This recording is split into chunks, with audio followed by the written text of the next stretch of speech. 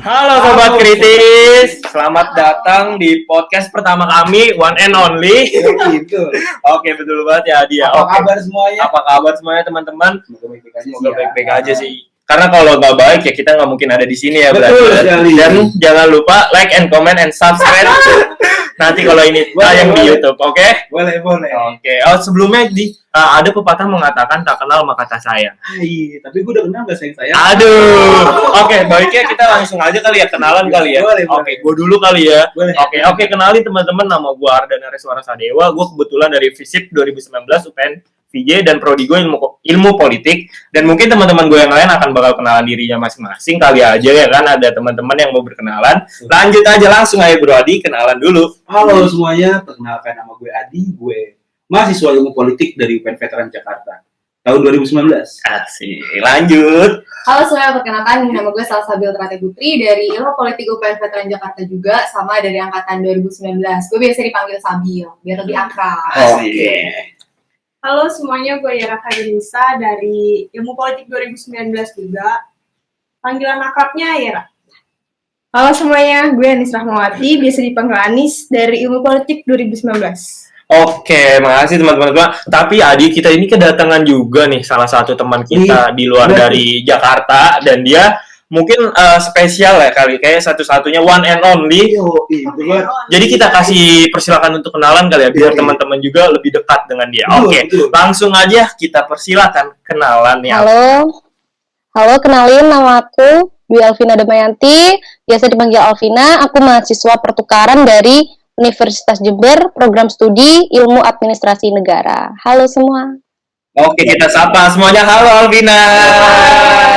Oke, kita ini di sini ngapain sih? Kira-kira enaknya Ki? Wah, Kita bahas apa ya ini ya? gini Pak, 2 tahun nih kita gak ketemu nih kan ya. Iya. Pandemi nih, Pandemi. COVID-19.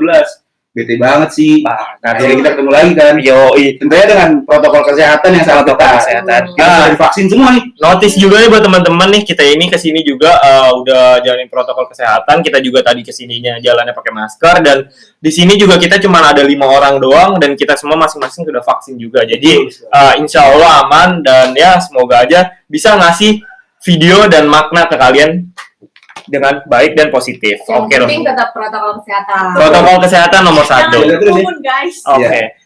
Nah, lanjut aja nih di masa-masa kayak gini nih, banyak sekali hoax-hoax yang beredar nih. Wah, parah Pak. Teori-teori konspirasi tentang COVID-19 ini banyak Iya, amat. banyak banget Pak itu.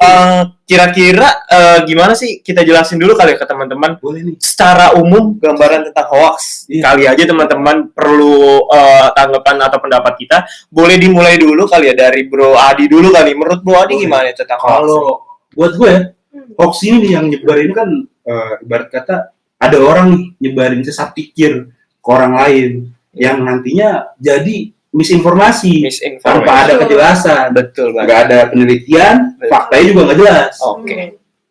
Ya mungkin bisa dibilang jatuhnya sesat pikir sih ya. Saya pikir ya. Oke. Jadi pembohongan publik.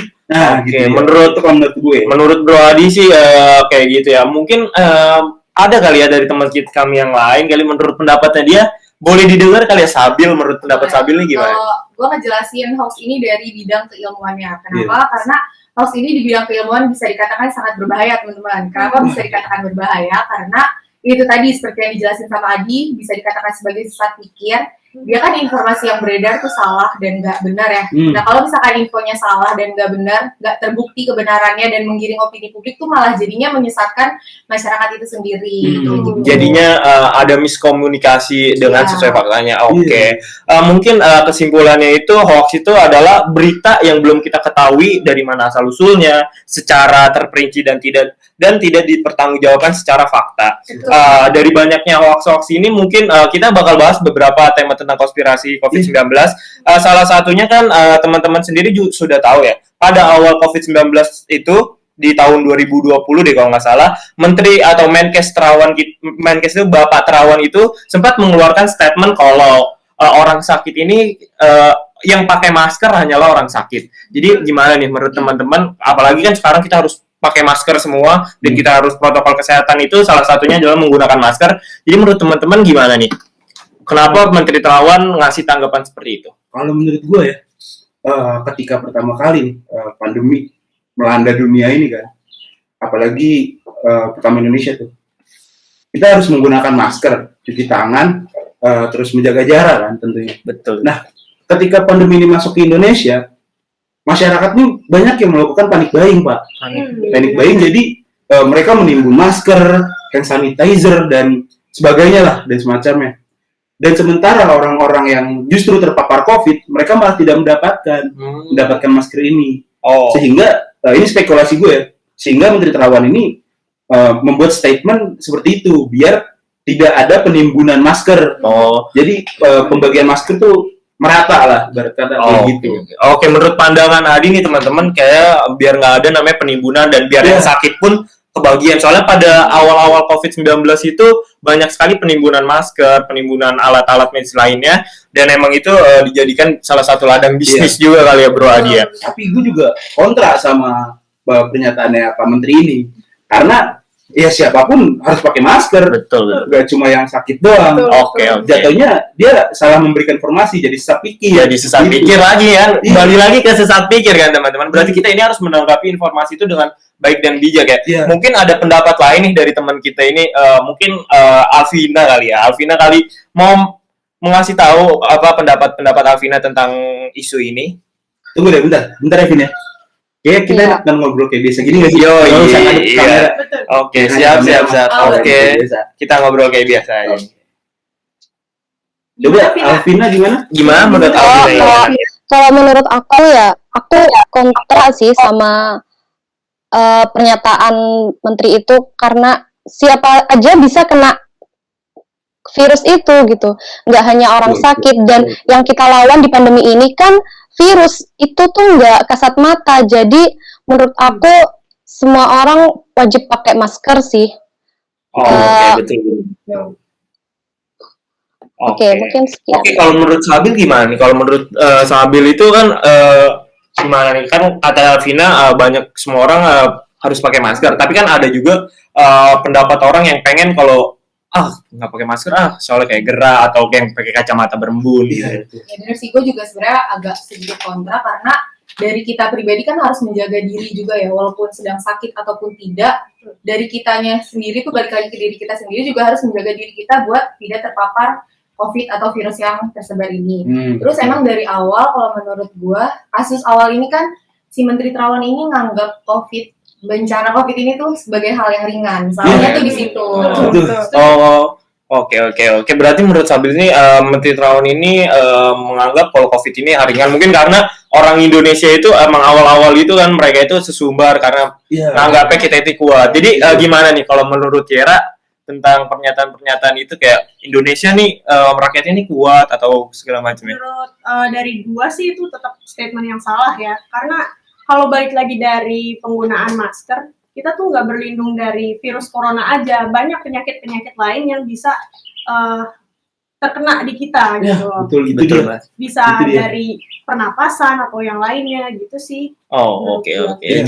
Jadi nih buat teman-teman, jadi emang kayaknya masker itu wajib banget. Tapi kayaknya kita nggak harus dengar salah satu pendapat dari salah satu teman kita nih, kayak ada yang belum ngasih pendapatnya nih tentang masker nih. Siapa itu kira-kira ya? Dari tadi kayaknya boleh kita persilakan Anis kali ya. Menurut pendapat Anis gimana nih tentang konspirasi atau isu-isu ini tentang masker ini? Nah, kalau menurut gua sama sih kayak yang lain, kayak statement itu tuh salah gitu kan. Kenapa? Karena kita kan nggak tahu ya kita tuh terpapar virus atau enggaknya. Makanya kita harus wajib pakai masker semua kan. Bisa aja virus tersebut menyebar lewat polusi udara atau lewat kita tatap-tatapan kayak gini gitu misalnya. Makanya statement itu tuh emang bener sih menimbulkan sesat pikir bagi beberapa orang gitu. Apalagi yang misalnya orang-orang itu tuh kayak gampang percaya sama suatu hal-hal yang ada di media gitu. Gitu sih menurut gue. Terus juga ini menurut gue ya, pun kalau misalnya tidak ada COVID, ketika kita naik motor gitu misalnya nggak pakai masker, debu-debu dan polusi udara itu bakal masuk dan bakal mengganggu pernapasan kita tetap aja. Jadi penggunaan masker ya tetap harus. Berarti emang banyak manfaat baiknya juga ya teman-teman ya dari pakai masker. Jadi dan sekarang juga pun masker itu sudah sah ditetapkan untuk sebagai salah satu protokol kesehatan yang wajib kita lakukan. Oke, ngomong-ngomong masker, kayaknya ya ada salah satu public figure yang banyak kita kenal, kasus-kasusnya juga dia banyak sekali tentang COVID-19 dan bahkan dia sempat menyatakan kalau COVID-19 ini hanyalah konspirasi yang dibawa oleh salah satu pihak lah. Oke. Salah satunya ya kita sebut aja konspirasi yang dibawa oleh Jerings. Gimana nih tanggapan teman-teman yang konspirasi Jerings? Dia menyatakan di media sosialnya, Instagram pribadinya, dia menyatakan bahwa kalau para dokter dari rumah sakit itu adalah, mengutip kata-kata dia itu adalah kacung WHO. Gimana nih tanggapannya teman-teman? Bisa dimulai dari mungkin Bro Adi atau Sabil atau Anis atau Yera ya kan? Boleh deh. Kalau misalkan konspirasi yang dicetuskan oleh Jerings ini, dia tuh lebih ke mengarah ya tadi yang udah dijelaskan oleh Ardena. Dia tuh menganggap kalau misalkan COVID ini konspirasi buatan dari WHO dan Ikatan Dokter Indonesia ini dianggap sebagai kacung dari WHO ini. Terus juga hal tersebut kenapa bisa menyebabkan pro kontra, karena bisa menyebabkan pencemaran nama baik bagi Ikatan Dokter Indonesia. Padahal kan memang virus COVID ini memang ada gitu, tapi malah dari si Jerings ini menyebarkan kayak isu kalau misalkan COVID ini tuh tidak ada, malah buatan dari WHO atau misal Ikatan Dokter Indonesia ini, dokter di Indonesia ini sebagai kacung dari WHO. Jadi COVID ini tuh dianggap tidak nyata. Oke, tidak nyata. Dianggap oleh si Jerings. Berarti Jerings beranggapan kalau ini tuh cuma buatan doang ya, buatan WHO. Padahal korbannya udah banyak banget kan. Dan di rumah sakit pun banyak banget ya korbannya teman-teman ya. Jadi apakah nyata atau tidak nyata? Mungkin Alvina mungkin bisa ngasih pendapatnya nih, pandangan Alvina gimana sih? Kan soalnya kalau di Jakarta ini juga banyak banget kan kasus-kasus COVID-19 dan rumah sakit itu hampir nyaris full. Coba bisa di-sharing Alvina, apakah konspirasi COVID ini nyata atau enggak sih? Apalagi sharing juga pendapat Alvina di kotanya sendiri di Jember. Bisa Alvina silakan. Kalau menurutku si Jarik ini benar-benar apa ya? Dia nggak percaya sama COVID sampai dia rela buat disuntik corona waktu itu. Menurutku itu benar-benar tindakan yang gila sih. Apalagi dia juga sampai istilahnya keluar-keluar di Instagram. Sedangkan dia itu public figure, seharusnya dia jadi contoh yang baik buat publik. Apalagi dia sampai ngejelekin dokter-dokter di Ikatan Dokter Indonesia itu, menurut aku itu tindakan yang nggak etis dan juga nggak mengedukasi masyarakat. Itu menurut aku dia nggak cocok udah jadi influencer. Gitu sih. Nggak cocok jadi influencer, tapi kenapa nih ya?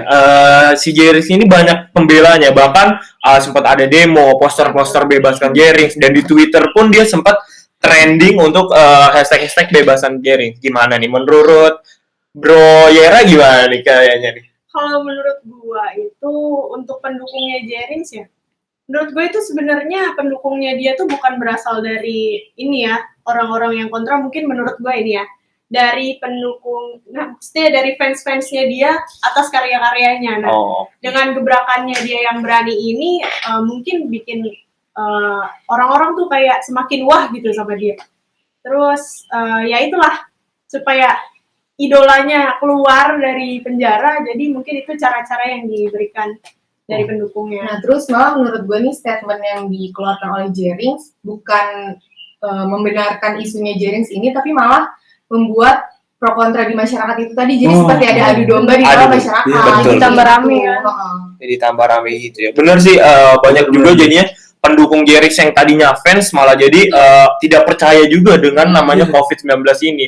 Jadi ya menurut Bro Adi, apa kita misalnya kita mengagumi seseorang, apakah kita harus mengagumi juga statement-statementnya atau percaya dengan statementnya mereka? Wah, kalau menurut gue sih enggak ya Pak ya, nggak perlu, karena kita, mungkin role model kita perlu ya, perlu sih. Tapi yang namanya kepercayaan ya balik lagi, kita harus cari dulu faktanya seperti apa, terus kita harus melihat yang ada di lapangan seperti apa, data-data. Apalagi COVID kan pasti ada datanya dong. Banyak. Data yang kena, data yang meninggal. Ada bisa dilihat di Jaki, bahkan sampai di aplikasi Jaki.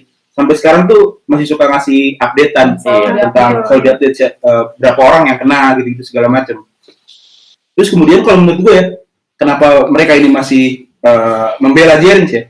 Karena kalau gue nggak salah ya, ini gue juga belum nyari. Kalau gue nggak salah, gue banyak lihat di Twitter, Jerings ini aktivis, dia membela Bali, membela Belanya sendiri dari reklamasi. Waktu itu ada kasus ingin mereklamasi salah satu pulau di Bali, Jering sini ya salah satu yang paling kuat lah kata-katanya, yang suaranya paling keras di Paling situ. keras, oke. Makanya dia bisa mendapat dukungan dari yang lain. Oke. Mungkin bisa dibilang seperti itu ya. Oke, betul sekali Bro Adi. Dan juga Jerix ini merasa kalau di Bali ini gara-gara COVID-19 yang makin lama ini makin banyak ini, dia merasa Bali ini jadi sepi. Jadi perekonomian di Bali itu Jerix itu merasa kayak ini gara-gara COVID nih Bali jadi sepi, jadi nggak bergerak. Dan meskipun di sisi positifnya juga Jerix juga meskipun dia tidak percaya dengan COVID, dia juga ada namanya rasa empati karena dia sering bagi-bagi, sering apa ya, pokoknya ada pembagian makanan secara gratis lah dari Jerix kepada masyarakat yang Dan terdampak. dia juga udah minta maaf sih, maksudnya dia udah mengeluarkan permintaan maafnya untuk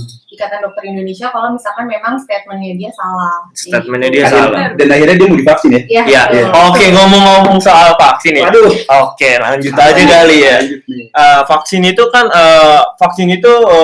mungkin sebagai bentuk kita untuk lebih baik lagi ya, maksudnya lebih keluar dari zona COVID-19 ini. Tapi banyak banget nih pro kontra tentang vaksin karena banyak katanya efeknya dan jenis vaksinnya juga banyak. Terus dia katanya juga ada yang vaksin tuh ada yang meninggal juga. Terus ada yang bilang abis vaksin itu kita langsung positif COVID-19.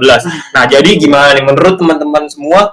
Mungkin Bro Adi bisa jelasin sih asal usulnya vaksin itu gimana sih Bro Adi? Kalau gue mungkin mau jelasin ya sedikit yang gue udah baca dari jurnal-jurnal dan dari di internet lah, bahwa vaksin itu pertama kali ditemukan oleh seorang dokter di Inggris, di daerah Berkeley, Inggris pada tahun sekitar 1700-an. Namanya Dr. Edward Jenner. Dia menemukan vaksin itu karena di daerahnya dia banyak waktu itu ketika itu tahun segitu terkena wabah cacar dan dokter ini melihat di daerahnya dia banyak peternak sapi. Dari sapi ini ada yang namanya suatu penyakit sapi yang namanya cacar sapi, cowpox. Dia ngelihat peternak-peternak ini yang sering memerah sapi, mereka nggak terkena cacar. Mereka yang dekat dengan cacar ini, mereka malah nggak terkena dengan cacar itu. Akhirnya dia bereksperimen nih. Dia bereksperimen menyuntikkan, kan kalau misalnya kena cacar, ada nanah gitu ya. Yeah. Dia menyuntikkan nanah ini ke salah satu anak, saya lupa namanya. Dia menyuntikkan si nanah cacar sapi ini ke anak itu, dia menunggu anak itu dan anak itu terkena cacar waktu itu. Terus kemudian dia mencoba lagi untuk yang kedua kalinya, dicoba lagi disuntikkan lagi ke anak yang sama, hasilnya adalah anak itu tidak terkena cacar yang kedua kalinya. Dari situ vaksin mulai ditemukan. Oke, berarti vaksin itu intinya itu suatu virus yang dilemahkan ya kan? Yeah. Ya? Dilemahkan biar kita ini kebal terhadap virus tersebut. Yeah. Virus mati lah, virus mati dalam tubuh kita. Oke. Dan mungkin mungkin itu pendapat dari Bro Adi ya. Mungkin kita harus dengar juga nih dari Vina. Barangkali Vina di sana itu ada efek vaksinnya itu apa sih? Vina bisa ceritain kali ya? Kalau di daerah aku ya kebanyakan orang-orang tuh takut mau divaksin soalnya ya itu banyak rumor-rumor kalau abis vaksin itu nanti bisa meninggal atau malah kena COVID. Jadinya orang-orang di sekitar sini tuh takut gitu loh mau divaksin, apalagi dengan mereka itu kan orang-orang desa ya yang pikirannya itu belum open minded, jadi mereka khawatir gitu mau ikut vaksin, padahal ya kita tahu vaksin di era pandemi ini kan efektif ya untuk mencegah virus corona. Jadi menurut aku perlu ada lagi sih edukasi ke masyarakat, khususnya masyarakat desa. Itu sih dari aku. Benar banget nih ya kan teman-teman, dari berita-berita hoax atau berita tentang vaksin yang tidak benar. Terus menimbulkan stigma masyarakat, gimana sih jadinya, gue nggak mau vaksin nih, karena stigma masyarakat itu udah negatif. Jadi menurut Yera nih, perlu nggak sih pemerintah melakukan sosialisasi gitu lebih mendalam? Apakah sosialisasi tentang vaksin itu pemerintah udah, menurut Yera ini udah baik belum ya sih? Menurut gue sih emang ini tuh vaksin tuh sangat penting ya. Beberapa kali mungkin ada ya sosialisasi, cuma masyarakatnya masih belum nerima gitu. Soalnya di sini yang gue lihat vaksin itu perlu karena apa? Karena untuk memutuskan rantai pandemi ini. Ini tuh udah 2 tahun gitu. Perkuat imun juga. Iya benar. Kita tuh harus stop lah gitu. Ayolah kita kompak untuk perangi ini COVID. Kita harus bisa melawan ini semua gitu dengan cara kompak sama patuh. Gitu. Patuh. Tapi jujur nih Pak, Kalau dari gue kadang kepikir nih, ini cuma pikiran gue ya. Iya. Kayak ini sebenarnya sosialisasi pemerintah nyampe nggak sih ke orang-orang ini? Oke. Kadang yang bikin gue berpikir kayak gitu tuh, yang akhirnya oh ya wajar aja masyarakat masih nggak mau, karena mungkin sosialisasinya nggak masuk. Nggak masuk kan? Iya. Dan apalagi dia sosialisasinya itu mungkin nggak secara menyeluruh kali ya, Iya, untuk masyarakat di daerah terpencil atau daerah-daerah yang tidak terjamah dengan internet. Nah, Itu iya, kurang sosialisasi tentang vaksin. Iya. Tapi menurut gue di sini juga ada yang masyarakat terlalu udah nggak percaya sama pemerintah gitu. Bahkan Oke. dari sosialisasinya ini tuh jadi nggak masuk. Nggak masuk. Betul. Kadang juga. Gitu. Oke, jadi teman kita juga nih bisa diceritakan kali ya, teman kita ada yang baru vaksin juga nih. Kenapa nih teman kita nih baru vaksin? Apakah tadinya menolak kah atau Betul. ada lain? Mungkin teman-teman bisa ambil hikmahnya juga kenapa dia baru vaksin saat ini. Coba boleh Anis ceritakan nih. Pengalamannya? Jadi kenapa gue baru vaksin? Baru banget kemarin nih hari Sabtu. Kami ini hari Minggu, baru banget kemarin hari Sabtu gue vaksin. Kenapa? Karena 3 bulan yang lalu, tepatnya di bulan Juni tuh gue kepapar COVID gitu. Terus kayak gue tuh langsung kayak mikir kayak kok orang-orang nggak percaya sama COVID gitu. Padahal COVID Senyata itu ya? iya nyata gitu. Gue pun merasakan sakitnya kayak gimana gitu. Terus akhirnya itu tuh posisinya juga gue besoknya vaksin, tapi hari ini gue tes PCR ternyata positif. Jadi akhirnya ketunda vaksinnya di 3 bulan dan baru kemarin vaksin gitu kan. Oke, jadi vaksin itu sebenarnya ini ilmu juga ya buat teman-teman. Jadi orang yang habis kena atau terpapar COVID-19 ini butuh beberapa waktu untuk bisa vaksin. Jangka waktunya bisa 3 bulan kah atau 6 bulan lah, 6 sampai 6 bulan biar tubuhnya dia kembali normal dulu, biar tidak terpapar lagi oleh penyakit COVID-19 sih. Nah, sebenarnya kan ada stigma di masyarakat yang beredar tuh kalau misalkan kenapa nih kok gue udah vaksin tapi besokannya malah terpapar. Nah, sebenarnya itu stigma yang salah karena harusnya memang sebelum vaksin itu ada beberapa yang tes COVID dulu. Kayak tadi Anis, yang pengalaman Anis kan dia sebelum vaksin tes PCR dulu kan, tes COVID dulu. Nah, Anis dinyatakan positif. Jadi vaksin yang harusnya dilakukan besok karena positif, jadi bisa ditunda dulu. Nah, sebenarnya kalau dari hal itu tuh bukan salah vaksinnya, tapi memang harus dari kitanya dulu nih, imun tubuh kita kuat nggak nih untuk melakukan vaksin gitu. Kan soalnya kalau misalkan vaksin nggak cuma asal vaksin kan, kita juga harus ngejaga diri kita buat persiapan, juga imun, terus juga makan segala macam, pola tidur juga harus dijaga biar tensinya itu nggak naik gitu. Kadang kalau misalkan misal begadang nih terus tensinya naik, nah itu tuh malah jadinya nggak boleh vaksin di hari itu. Iya, betul. Terus juga ada stigma yang salah nih. Kalau udah vaksin lo nggak bakal kena COVID, itu salah banget. Salah banget, karena masih ada masih banyak yang kena COVID juga setelah vaksin. Iya, gitu. COVID ini pasti bakal kena ke kita, pasti bakal ngenain kita. Cuma dampaknya nggak terlalu besar. Karena tubuh kita ini udah kenal nih sama COVID, jadi tinggal berantem aja ibaratnya. Oke, berantem aja di dalam tubuh nih, virus lawan virus ya. Iya, jadi udah kenal, udah bisa. Oh ini cara berantemnya kayak gini, gitu. Ya, makanya itu gunanya dari vaksin itu. Nah, itu dia. Buat kenal sama si virus ya dulu. Iya. Berarti vaksin ini penting sekali ya teman-teman ya. Penting banget. Terus juga nih bagi teman-teman yang belum vaksin, segera vaksin. Biar kita kembali normal lagi, bisa keluar dari COVID-19 ini dan ekonomi semakin membaik ya teman-teman. Tapi nih mayoritas kita kan kebanyakan agama Islam ya. Agama Islam tuh ada beberapa larangan, kayak contohnya nggak boleh makan ini, makan itu, dan nggak boleh itu. Nah, tapi ada isu atau konspirasi yang kita belum tahu pastinya, tapi sudah menyebar ke masyarakat luas, bahwa yang mengatakan bahwa dalam vaksin itu ada mengandung salah satunya babi. Iya. Gimana nih menurut teman-teman nih? Ini cukup menarik nih. Kasus ini cukup menarik juga karena apa? Karena udah menyebar ke banyak ke masyarakat luas, dan juga banyak juga orang-orang yang mau vaksin, salah satunya alasannya ini. Coba gimana nih menurut Bro Adi nih, gimana nih Bro Adi? Wah, jujur aja gue kurang ngerti sih ya, karena gue kurang ngerti yang science, apalagi science yang secara ilmiah kayak virus-virus dan segala macam ya. Tapi kalau menurut gue sendiri dalam Islam ya, dalam keadaan darurat apapun ya silakan saja.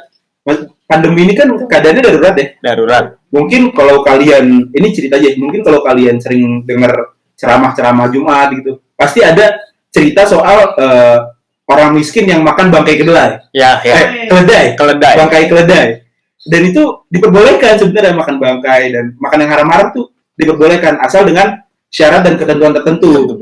Terutama keadaan yang sangat-sangat genting, Yang mendesak. mendesak. Dan ini keadaan seperti ini sedang mendesak. Jadi harus ya, boleh-boleh aja. Boleh aja. Seperti itu. Dan ini juga kan vaksin ini juga kepentingan masyarakat luas Iya. dan ada urgensinya juga. Iya. Tapi kan Bro Adi itu kurang tahu ya gimana sih vaksin itu. Mungkin teman kita nih Anis nih ya.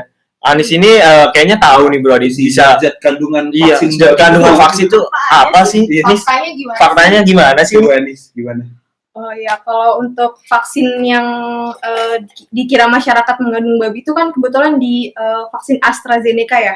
Aduh, gue vaksinnya Astra lagi bos. Aduh. Oke, nggak apa-apa. Yang penting sudah vaksin. Nah, sebelumnya tuh kita harus tahu dulu nih kandungan-kandungan vaksin tuh apa aja di dalamnya kan. Yang pertama itu ada adenovirus yang telah dimodifikasi nih.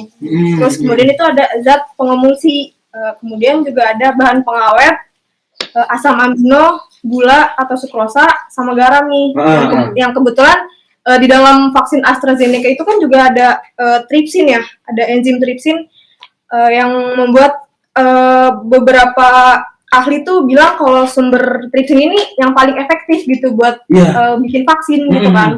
Cuman pada kenyataannya info-info yang beredar di masyarakat itu kayak misal vaksin Astra ada babinya nih. Oke. Halal gitu ya, Iya. halal. Dianggap nggak halal. Padahal nyatanya MUI pun udah ngesahin gitu, nggak apa-apa vaksin Astra ini buat kita ya, apalagi yang untuk orang-orang yang Muslim gitu. Oke. Mungkin kalau gitu MUI ngeliatnya kayak gue tadi kali ya, karena dalam keadaan yang sangat genting, Iya betul. jadi diperbolehkan kepentingannya. ada urgensi. Terus juga dari kandungan yang udah dijelasin dari Anis tadi itu jelas kandungannya. Dan terus kayak tripsin ada juga di tubuh manusia ini sih. Iya betul. Harusnya ada tuh. Harusnya ada tuh. Kalau Tapi nggak lupa, mah. Tapi gini teman-teman, mungkin kita juga perlu sosialisasi lagi ya kepada teman-teman yang belum vaksin. Nah, menurut Vina nih, kan tadi Vina merasa di daerahnya itu banyak yang nggak mau vaksin ya. Jadi menurut Vina ini, di daerah Vina ini percaya nggak sih tentang isu-isu yang kayak ada babinya kah? Atau ada dampak-dampak itu, percaya nggak nih di daerah Vina nih? Kalau Vina sendiri deh, menurut Vina. Kalau aku awalnya tuh bukannya percaya ya, tapi lebih ke takut kayak meragukan gitu. Tapi abis itu aku pikir lagi, masa sih di vaksin itu ada kandungan babinya? Aku riset juga, aku cari, terus aku kayak melihat orang-orang tuh banyak gitu yang percaya. Di sekitar aku banyak yang percaya sama rumor-rumor itu, salah satunya yaitu yang mengandung babi itu. Apalagi di Indonesia kan mayoritas Muslim. Benar sih kata Adi tadi, kalau di Islam itu kalau misalkan keadaan mendesak gitu boleh. Tapi kalau misalkan ada alternatif, ya lebih baik yang alternatif itu gitu.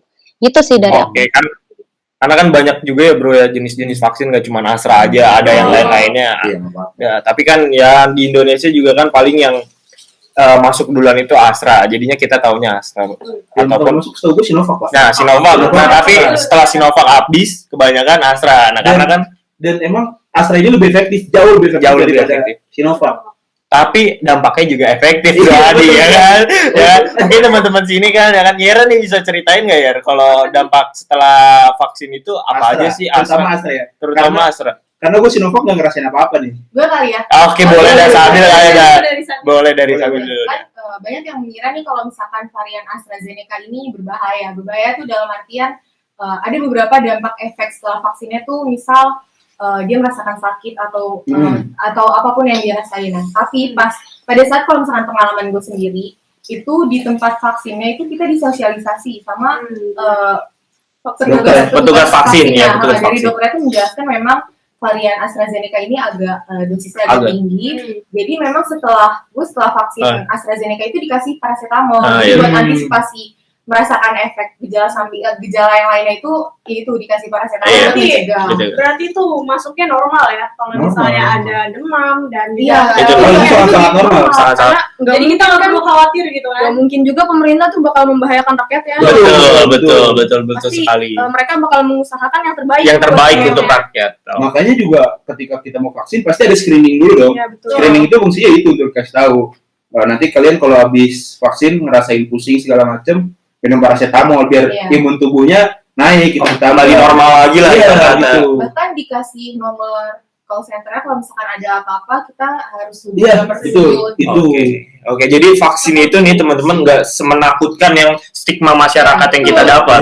Dan vaksin itu juga tetap kalau misalnya ada apa-apa, dokter yang memvaksin kita pun bertanggung jawab dan kita juga diarahkan nih habis vaksin kita harus ngapain dan lain sebagainya. Jadi sekali lagi buat teman-teman yang belum vaksin, segera vaksin. Tapi lucu kan, ada temen gue yang nggak mau vaksin, Kenapa tuh, Di? takut disuntik. Itu kalau takut disuntik mungkin Itu urusan pribadi. itu urusan pribadi ya, bukan Iya. dari stigma. Itu udah dari diri sendiri ya. Karena emang banyak juga masyarakat kita yang takut disuntik, takut diapa-apain Kalau gitu kan.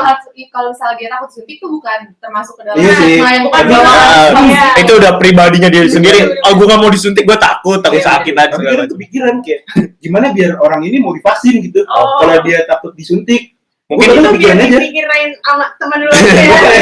Mungkin dari orang-orang terdekatnya dia Iya. bisa ngeyakinin Iya. kalau bahwa vaksin itu disuntik itu nggak sakit kayak digigit semut. Kayak dulu gue kecil pun disuntik pun diiming-imingi kayak Ya, digigit sering banget semut. tuh, Oke, pasti sering kan. banget kan. Iya, Nah, betul. parah sih, oke. itu cuma pikiran gua aja sih. Kayak, gimana Pokoknya sih? intinya setakut apapun itu vaksin, kalian harus vaksin. Betul. Oke, ngomong-ngomong vaksin ini kita lanjut aja. Banyak juga konspirasi nih. Bahkan yang aneh banget, kalau menurut Iya. gua aneh banget nih konspirasi yang menurut gua udah Wah, masuk di nalar. iya, nggak masuk di nalar. Ada statement-statement konspirasi dari jaringan 5G bisa menyebarkan COVID-19. Gimana tuh teman-teman? Dan kawat kan biasanya kan kalau di masker tuh ada kawatnya. Iya, iya. Kawatnya itu diisukan bisa menyebarkan COVID-19 ya kan? Agak lucu sih Nah, sebenarnya ini yang konspirasi yang agak lucu tapi beredar cukup luas di masyarakat. Buatnya lucu banget. Dan banyak juga yang mendukung karena di media sosial kan penyebaran informasinya sangat cepat dan tak terbatas. Jadinya banyak yang ngedukung juga, banyak yang respect juga, dan yang tweet atau yang bikin konspirasi ini pun bukan orang-orang biasa aja, orang-orang yang mempunyai banyak followers. Jadi menurut Yera nih, tanggapannya gimana sih Yer tentang konspirasi 5G sebagai penyebar COVID-19?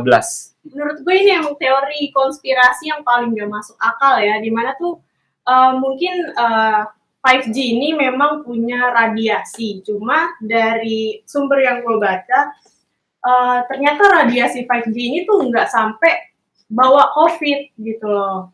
Cuma yang gue heran adalah di sini masyarakat banyak yang kebawa sama isu-isu tersebut. Mungkin bagi gue ya ini ada kesalahan di ini sih, sebar-sebar info. Sebar-sebar info. Sebar infonya tuh Cepat banget. Iya ya. Berarti kalau misalnya kita teleponan nih bisa ini dong kayak menjangkit Oh, COVID iya, gitu. iya.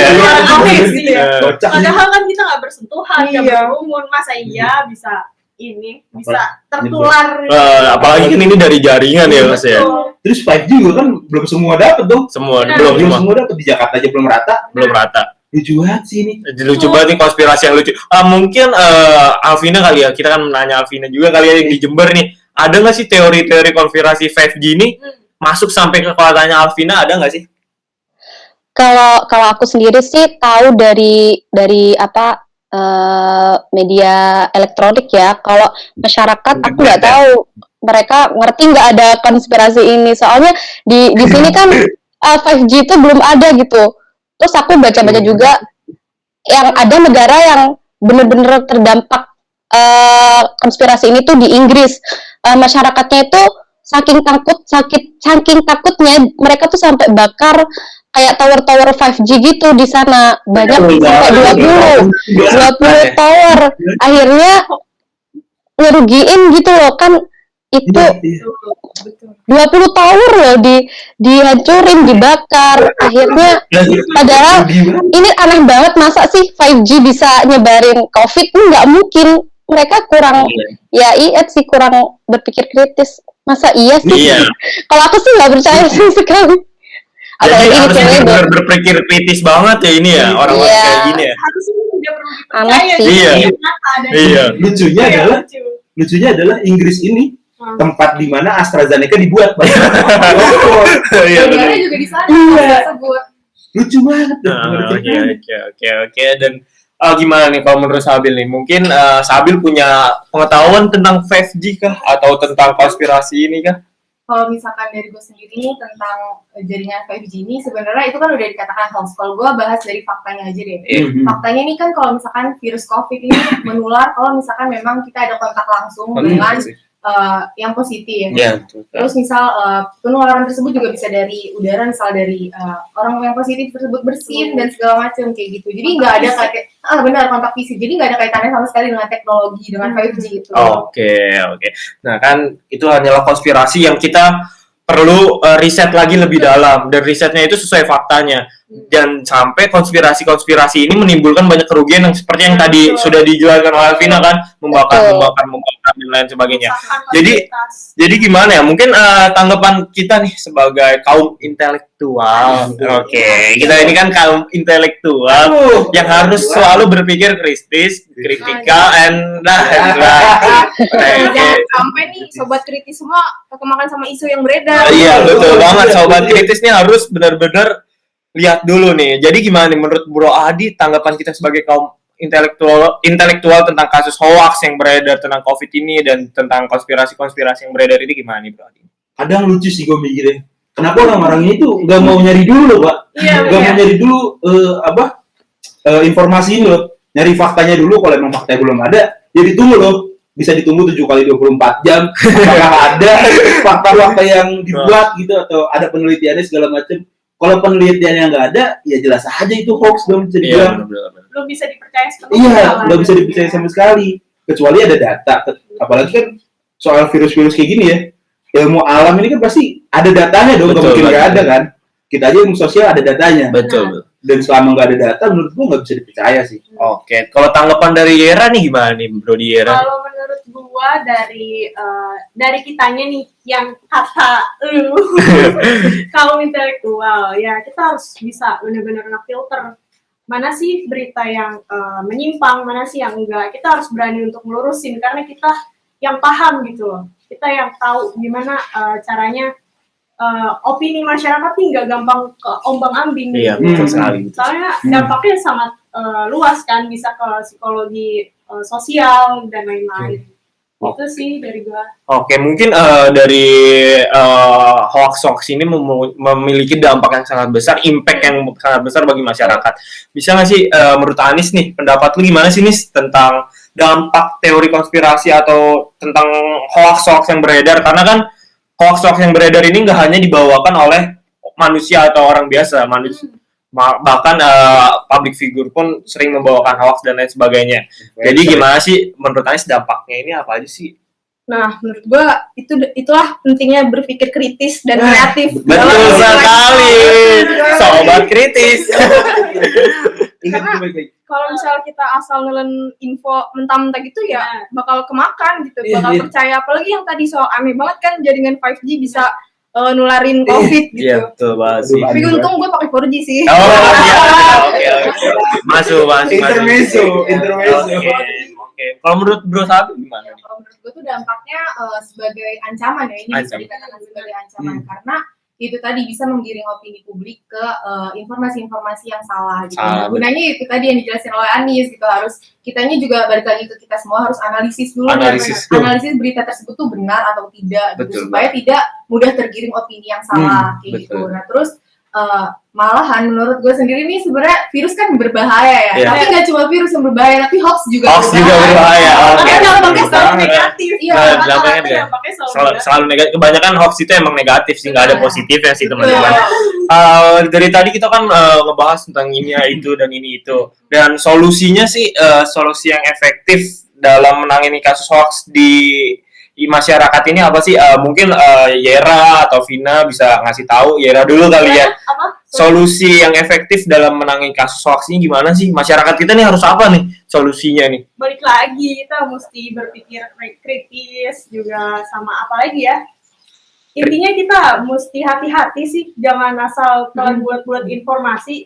Jangan mudah percaya. Jangan mudah Bijak percaya. menggunakan Bijak. sosmed. Bijak menggunakan sosmed. Benar. Menurut Vina kali ya, apa sih Vin solusinya biar masyarakat ini nggak percaya dan telan mentah-mentah hoax itu, Vin? Kalau menurut aku ya ini tuh peran penting kita sih sebagai anak muda dan mahasiswa yang katanya agent of change atau agen perubahan. Kita nggak boleh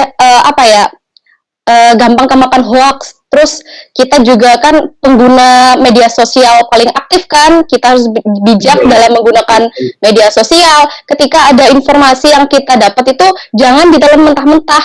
Apalagi abis itu kita sebarin gitu aja tanpa kita riset atau cari lagi informasi. Bener kata Adi tadi, kita minimal kita tunggu 7 kali 24 jam lah untuk memastikan informasi itu benar nggak sih? Iya, soalnya hoax itu kan ya menyebar paling cepat kan dari media sosial. Itu sih. Oke, Kita mungkin pengguna paling aktif.